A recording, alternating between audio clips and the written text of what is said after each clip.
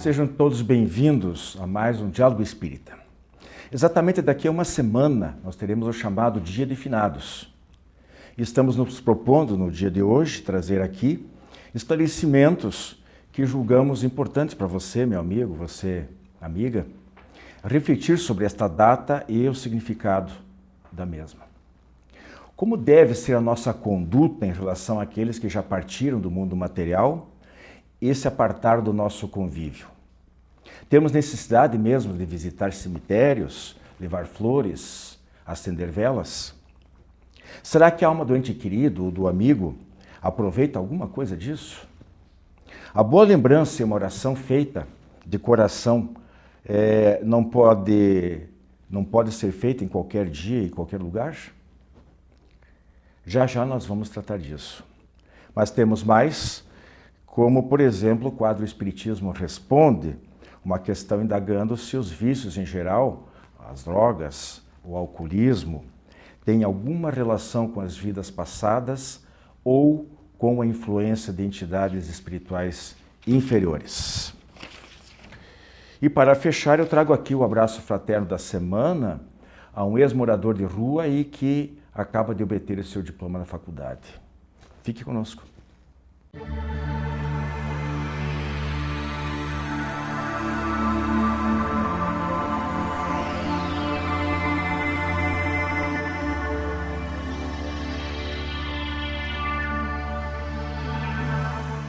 Amigos do Diálogo Espírita, nós estamos começando o nosso tema livre de hoje. Eu estou aqui na companhia do Joilson Mendes e da Rose Heidemann, mais uma vez. Nós vamos falar sobre Dia de Finados, que daqui a uma semana. E é bom a gente alimentar aqui, trocar uma ideia de como os espíritas tratam esse tema, né? Nós vamos ver vários aspectos aí, e para ir um pouquinho mais direto ao ponto, eu queria fazer apenas um histórico, depois eu passo a palavra para vocês. Então, o Dia de Finados, né, isso aí é quase uma definição, uma tradição religiosa que chegou até nós como herança cultural, transformada numa convenção social. Muita coisa do que a gente faz hoje, celebrações, até de casamento, de batizados, de rituais de algumas outras religiões, é quase uma convenção. Perdeu-se muito daquele verdadeiro espírito do motivo, aquilo que dava motivação para a realização de certos eventos. Mas esse é assunto para outra oportunidade. Esse culto prestado é um culto prestado a dois grupos distintos. No primeiro nós temos personalidades importantes, como líderes guerreiros ou religiosos, para aplacar a ira deles, né? Caso não fossem lembrados, ou solicitar deles algum favor. Então começa-se aí o culto aos antepassados, um pouco por receio. E a segunda situação é dos entes queridos em geral, né? Não é a segunda situação, é outro tipo de lembrança, outro tipo de pessoas, digamos assim. É lembrar os seus feitos, prestar homenagem, esperar proteção ou favorecimentos. O Leon Denis, que foi um dos seguidores de Kardec na obra Depois da Morte, ele diz que esse culto começou na antiga Gália, que é uma região da atual França, né? Mas não nos cemitérios, mas dentro de casa, com os bardos, na celebração dos bardos. A origem oficial foi no século X, com o abade Odilon de Cluny, na França, que estabeleceu um dia para orações às almas do purgatório. E aí começou, né? Os povos antigos e modernos foram diferenciados por práticas religiosas próprias, onde as homenagens assumem rituais simples, velas, flores, orações, no Ocidente até cerimônias complexas, com manifestações festivas de canto, dança, alimentos para os mortos e às vezes também para os vivos. No Japão tem o Festival das Lanternas, o Obon, entre 13 e 16 de julho. Na China, o Festival do Fantasma, que é comemorado, Fantasma Faminto, que é comemorado no outono. Entre alguns hindus, essa festa, homenagens, perdura durante 10 dias. E nós temos aí o Halloween, no dia 31 de outubro, que é inspirado nos Dias dos Mortos, entre os antigos europeus. Bom, Joilson, Rose, finados significa morto, né? Finado é morto, né? Mas nós sabemos que ninguém morre. apenas desencarna, larga o corpo que não serve mais e retorna à dimensão espiritual, seu verdadeiro lar. Então, meus amigos, qual é a visão geral do Espiritismo sobre a escolha de um dia determinado para lembrar desses, aspas, desses finados? A gente fala desencarnados e, por consequência, não são mortos, né? Eles podem ser homenageados em qualquer dia, em qualquer hora, tem que ter um momento específico? A doutrina espírita entende que não há necessidade de ter um dia específico, né, um momento específico, porém é respeitado, mesmo porque neste dia que foi determinado, né, vamos colocar assim, para homenageá-los, devido à grande a força do pensamento que todos emanam nesse dia em específico, ocorre sim uma atração, mas é pelo pensamento. Né? E a doutrina espírita respeita isso. Na verdade, né, nós às vezes nem nos lembramos desse tipo de data, porque a nossa convivência com os desencarnados, através dos trabalhos mediúnicos, através das nossas percepções, é quase que diária. Então, nas nossas orações, nós nos lembramos dos entes queridos, nos nossos aniversários, às vezes a gente sente aquele abraço do ente que vem nos visitar, né? A mediunidade, ela facilita esse convívio, não sem regras, não sem disciplina, mas com muita naturalidade, com aqueles que não partiram, que continuam vivos. E um dia especial, até para a maioria de nós, não tem sentido, né? Mas eu tive uma experiência muito interessante num dia de finados, que posso relatar, rapidinho. Feriado grande em casa, vem toda a família, né? Uns 18, 20, entre os filhos, netos, todo mundo. E eu servindo café uma tarde lá de um feriadão desses, nem lembrava o que era. E lembrei daí que era domingo, dia do culto do Evangelho no lar. Falei, gente, agora é a hora da oração, vamos aproveitar, antes de alguém sair, vamos fazer oração juntos.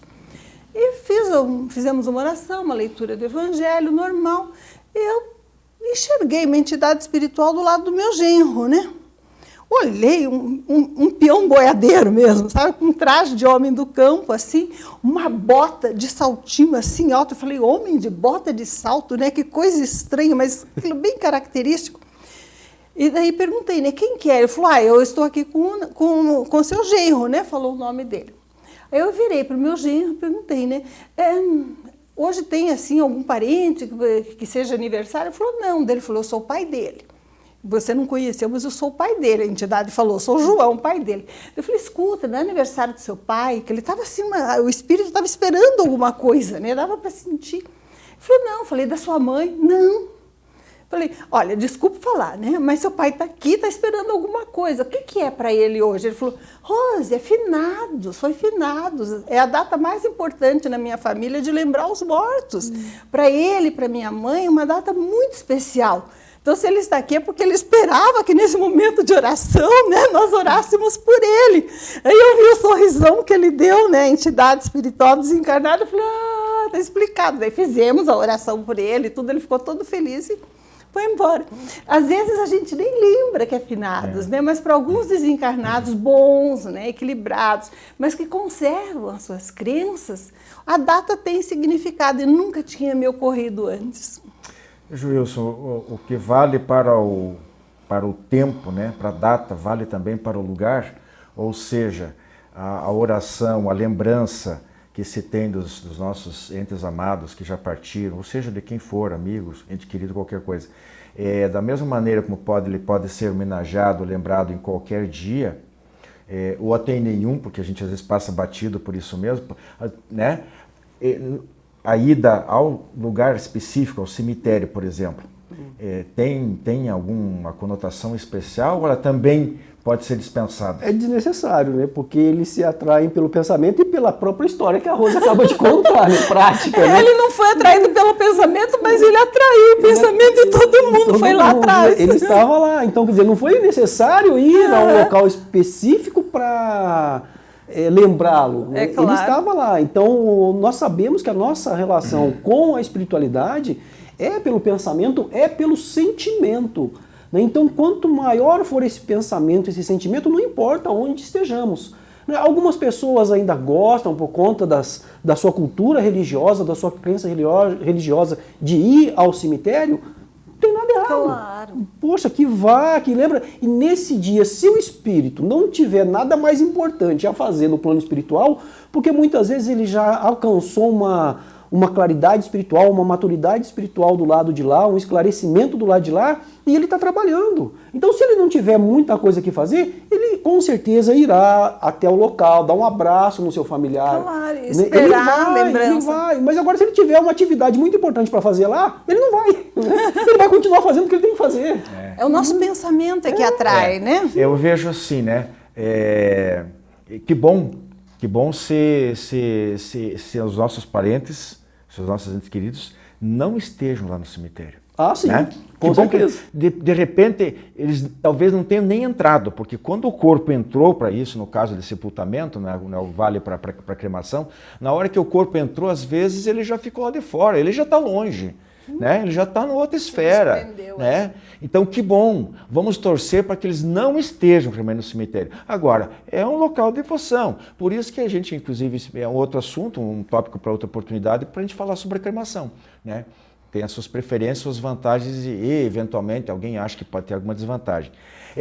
Mas é interessante que eles continuam os mesmos, né? Meu genro comentou, meu pai só usava bota com salto assim, porque ele usava para montar, eu nem tinha visto. O Kardec fala muito bem disso no livro dos médiuns, que é uma maneira de se identificar. É claro, se você não aparecesse desse jeito, talvez... Não ia ter o detalhe que ia convencer o filho que era Kardec, ele. Eu falei, ele tem uma bota muito esquisita, um homem com bota com salto assim, parece de madeira. Ele falou, era as que ele usava. O Kardec fala muito no aparecimento de uma pessoa lá na Sociedade Parisiense de Estudos Espíritas, que é uma tabaqueira, né? A famosa tabaqueira. Daí ele entra na história do laboratório do mundo invisível, de como que os espíritos podem aparecer com roupas diferentes, ou como era encarnado, ou aparecer com alguma coisa, geralmente para isso, justamente para ser identificado. Com certeza. Eu queria só trazer para vocês aqui, a título de ilustração, duas questões do Livro dos Espíritos. Aliás, uma é complemento da outra, que é a 320. O Kardec perguntou assim, os espíritos ficam sensibilizados ao lembrarem-se deles os que amaram, lembrarem-se deles os que amaram sobre a terra? Resposta, às vezes mais do que podeis crer. Se são felizes, essa lembrança aumenta-lhes a felicidade. Se são infelizes, são para eles um alívio. E a 321, o dia da comemoração dos mortos tem alguma coisa de mais solene para os espíritos? Eles se preparam para visitar os que irão orar sobre os seus despojos? Resposta, os espíritos atendem ao apelo do pensamento, que foi o que vocês enfatizaram bastante aí já, né? Nesse dia como nos outros dias. E aí que vem a segunda parte, esse dia para eles é um dia de encontro junto às suas sepulturas? Resposta, nesse dia estão aí em maior número, porque existem mais pessoas que os chamam, claro. Mas cada um vem por causa dos seus amigos e não pela multidão dos indiferentes. Com certeza, claro, né? Tá bem. Os laços de amor, eles não são diminuídos porque alguém perdeu o corpo físico. A pessoa continua com as suas peculiaridades e com seus afetos. Então, nossos entes amados estão vivos. Eles são alcançáveis pelo nosso pensamento. Se nós lembramos coisas ruins sobre eles, e eles estão bem, nós não os atingiremos, provavelmente. Mas se nós os lembramos com amor, com afeto, com reconhecimento, com gratidão, o nosso pensamento os atinge. Nós temos que ter cuidado, porque não é porque a pessoa desencarnou que ela está longe de nós. A distância não existe, a comunicação é não local entre as mentes. Pensamos aqui, o outro capta lá. Quantas vezes a gente começa a mencionar uma pessoa, né, que nos foi querida, num ambiente tranquilo, sereno, com alegria, com emoção, e daqui a pouco você percebe a pessoa olhando para você e sorrindo, né, porque foi atraída, se ela tem liberdade e se ela pode vir naquele momento, claro. Então a gente pode fazer uma oração para um desencarnado em qualquer lugar, na praia, na montanha, na rua, montanha, até dentro do ônibus. Até dentro do ônibus, né? Em vez de ficar só lá no celular, aproveita para fazer uma prece. Uma prece, né? Com certeza. A tua viagem com certeza vai ser mais tranquila. Com certeza. Você quer fazer Temos pouco tempo? Quanto tempo temos aí? Temos algum temos tempo bastante. aí. Nós temos uma mensagem Depois do Emmanuel que eu vou... que eu vou ler mais assim no finalzinho. Quem é mas Emmanuel? Quem é Emmanuel? Explica para eles. O Espírito Emmanuel era o orientador do médium Francisco Cândido Xavier, e a reencarnação do padre Manuel da Nóbrega, segundo ele mesmo conta, né, que continua na sua missão religiosa em outras, né, lides doutrinárias, divulgando a doutrina espírita, divulgando o conhecimento de Jesus, né, sob a ótica espírita. Então, o Espírito Emmanuel tem mensagens lindas sobre finados. Mas nós podemos lembrar até do André Luiz, né? Que se comunicava sempre através do Chico Xavier, antes de lermos depois o finalzinho, essa mensagem do Emmanuel, as experiências que ele conta, né, do pós-desencarne, como ele esperava com ansiedade rever a família, né? E depois, reencontrando, não era lembrado por todos com aquele amor. Então, os nossos desencarnados, eles percebem o que nós pensamos, mas eles estão vivos. Nossos filhos, nossos pais, nossos irmãos se distanciaram numa dimensão vibratória diferente, mas estão permeáveis aos nossos sentimentos e aos nossos pensamentos.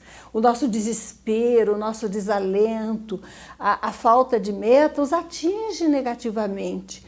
Aquilo que nós podemos fazer para dar continuidade às coisas boas que eles faziam, os cuidados que nós temos com os demais familiares, com os assuntos bons que os interessavam, são uma homenagem melhor ainda para eles, porque eles se interessam por nós e pelas atividades às quais tinham também ligação, se forem boas, e até nos protege para a gente continuar com aquele tipo de atividade, não é verdade? Posso ler um trechinho Sim, da página do claro. Emmanuel, então? Ela tem o seguinte título: Eles vivem. Não vou ler inteira porque é muito longa, mas vamos uns pedacinhos. Ante os que partiram, precedendo-te na grande mudança, não permitas que o desespero tenha sombra o coração. Eles não morreram, eles estão vivos. Pensa neles com a saudade convertida em oração. As tuas preces de amor representam acordes de esperança e devotamento, despertando-os para visões mais altas da vida. Quando puderes, realiza por eles as tarefas em que estimariam prosseguir, e tê-los-ás contigo por infatigáveis zeladores de teus dias. Se muitos deles são teu refúgio e inspiração nas atividades a que te prendes no mundo, para muitos outros és o apoio e incentivo para a elevação de que precisam. Quando te disponhas a buscar os entes queridos, domiciliados no mais além, não te detenhas na terra que lhes guarda as últimas relíquias da experiência no plano material. Não te prendas ao corpo. Contempla os céus, em que mundo inumeráveis nos falam da união sem adeus, e ouvirás a voz deles no teu próprio coração, a dizer-te que não caminharam na direção da morte, mas sim ao encontro de um novo despertar. Gente, vida, em caixa alta, tá? Nós todos, vida imortal, não somos eternos, que é eterno só Deus, mas nós somos imortais. Então não percam isso, essa confiança, essa certeza, porque isso aqui é como um motorista dentro do carro.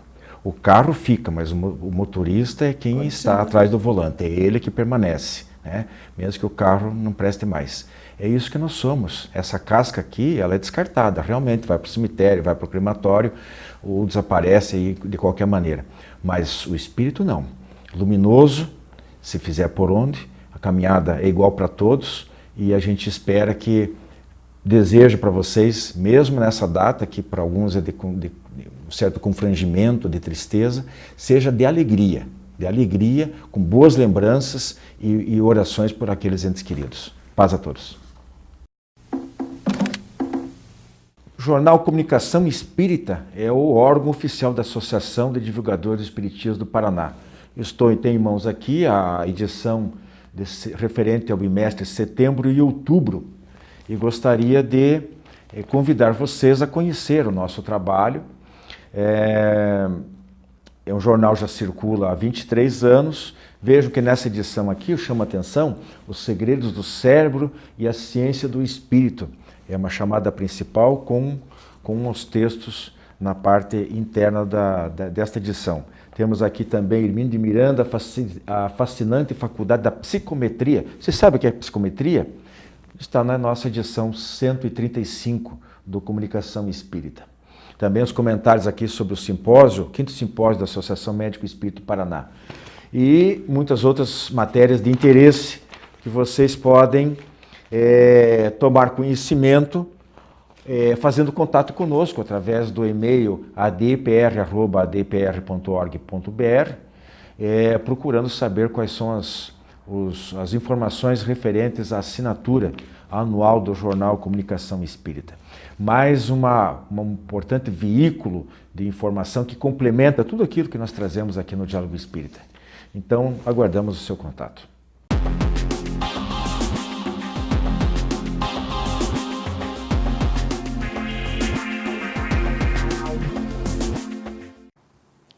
Olá!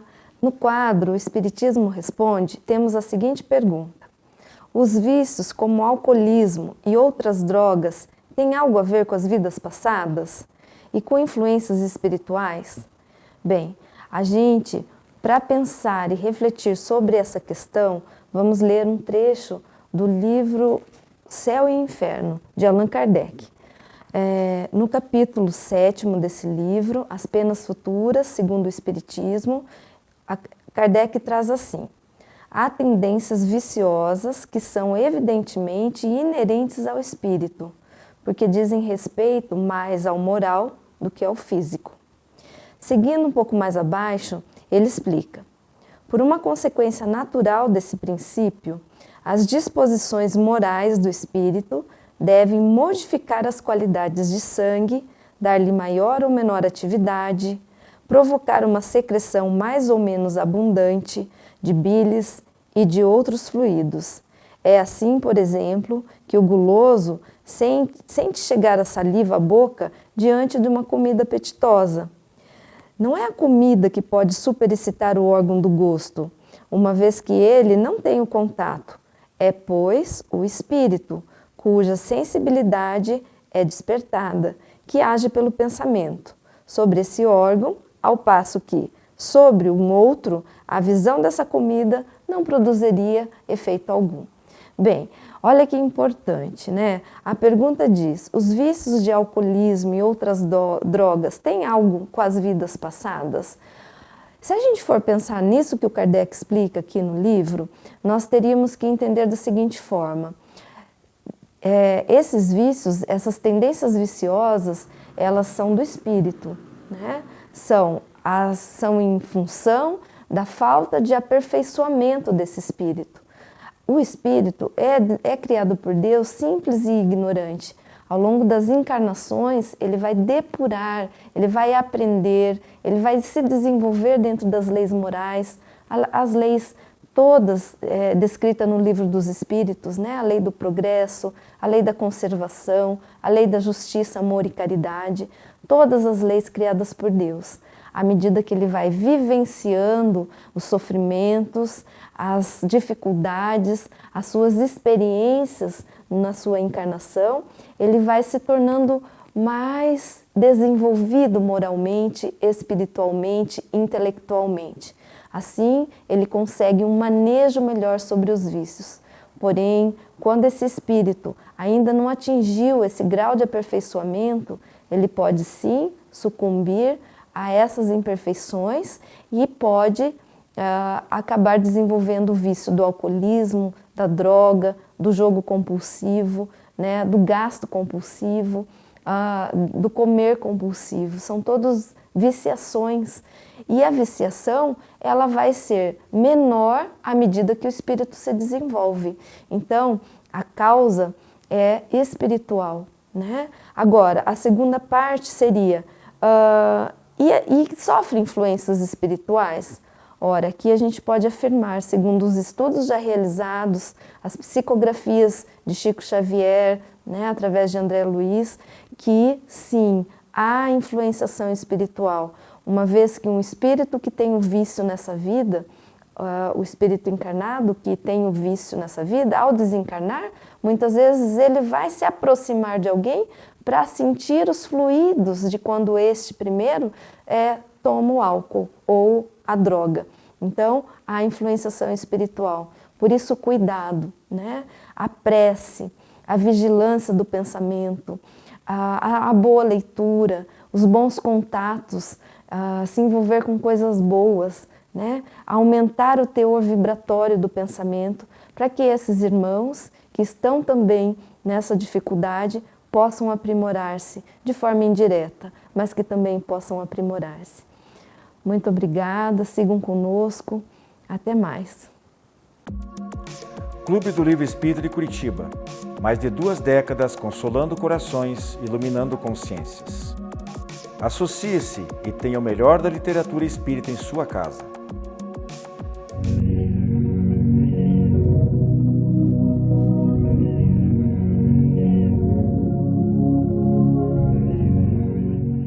Em meio a tantas notícias ruins que correm pelas mídias diversas, inclusive a TV e a internet, falar de coisas positivas, alegres e de pessoas de bem é motivo de satisfação também para nós. Por isso, nosso abraço fraterno da semana vai para o Sr. João da Silva Filho, de 61 anos. Natural de Manaus, ele aos 21 anos foi morar em São Paulo, onde permaneceu outros 21 anos e inclusive lá acabou se tornando um morador de rua. E depois veio para Curitiba, onde já está há 19 anos. Na capital paranaense, começou como cuidador de carros, mas chegou a passar fome.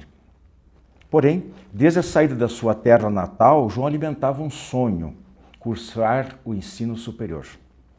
Ao se inscrever no FIES, enquanto estava na fila, veio a inspiração para o curso, ao ver uma mãe inscrevendo seu filho para o curso de Educação Física. Aos 54 anos, estava enfim na faculdade, mas devido às limitações financeiras, o curso que teria a duração normal de 4 anos conseguiu só fazer em 7 anos. Mas ainda durante a faculdade, em 2014, João recebeu a oportunidade de estagiar no ginásio de esportes em São José dos Pinhais, na região metropolitana de Curitiba. Tarefa a qual ele se dedicou de corpo e alma. E isso teve o reconhecimento das pessoas que supervisionavam, que estavam desempenhando tarefas juntamente com ele e que o ajudaram de todas as formas possíveis. No dia 10 de agosto, João recebeu o canudo. Foi muito aplaudido por pessoas, inclusive, que ele nem conhecia, mas que conheciam a sua história. E ele já pensa fazer a especialização. Há mais de 40 anos sem ver sua família, lá de Manaus, ele disse que gostaria muito de abraçar, principalmente os irmãos, 5 irmãos que lá ficaram, que nem sabem que ele ainda está vivo. Segundo o secretário de Esporte de São José dos Pinhais, a história de João serve de exemplo de como não se deve desistir dos sonhos, mas buscá-los sempre. De morador de rua para a faculdade, João disse ter aprendido que, aspas, o dinheiro não é tudo, a riqueza não se mede pelo bem que se tem, mas pelo bem que se faz. Lute, diz ele, para viver bem.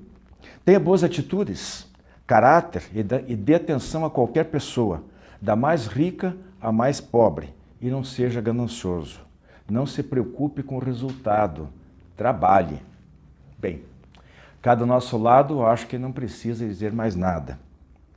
Infelizmente, com tanta gente envolvida com a criminalidade, com as drogas, o alcoolismo e outros caminhos equivocados, tantos ídolos e modelos de mentira, o Sr. João da Silva Filho torna-se um símbolo dos vencedores e um belo exemplo de vida. Paz e boa semana a todos.